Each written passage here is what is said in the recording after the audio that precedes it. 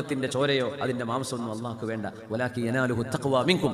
ഉലഹീത്തിനെ കുറിച്ച് പറഞ്ഞതാ. നിങ്ങളുടെ ഖൽബിൽ അള്ളാഹുവിനെ കുറിച്ച് എത്ര ബോധമുണ്ട്, ഇത്രയേ അള്ളാഹു നോക്കുന്നുള്ളൂ. ഇറച്ചിന്റെ കണക്കും കിറ്റിലും അള്ളാഹ്ക്ക് കേൾക്കേണ്ട കാര്യമില്ല. സുബ്ഹാനല്ലാഹ്. അതുകൊണ്ട് ഈ പെരുമ കാണിക്കാൻ ചെയ്യുന്ന പണിയൊക്കെ ഒന്ന് നിർത്തിക്കളെ, വെറുതെ കാര്യമില്ല. ആൾക്കാരാണെങ്കിൽ ഇറച്ചി എന്നിട്ട് ഫുള്ള് കൊളസ്ട്രോളാ. നാട്ടിൽ മുഴുവൻ സൽക്കാരവും കല്യാണങ്ങളും. ഇന്നലെ ദാൽഹുദയിലെ ക്ലാസ്സിൽ ഞാൻ പറയായിരുന്നു, ഉമർ റളിയല്ലാഹു അൻഹുവിന്റെ ഒരു മഖൂല. ഉമർ റളിയല്ലാഹു അൻഹു പറയാണ്, അള്ളാഹുവിനെ തന്നെയാണ് സത്യം, ലാ ആകുലുൽ ലഹ്മ ഫിശ്ശഹരി ഇല്ലാ മർറ. ഞാൻ മാസത്തിൽ ഒരിക്കലേ മാംസം തിന്നു.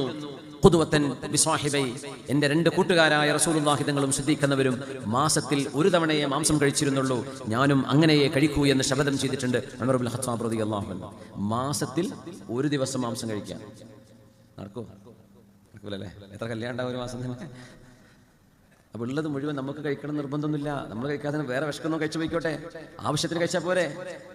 മാംസം കഴിച്ച് നമ്മുടെ ശരീരം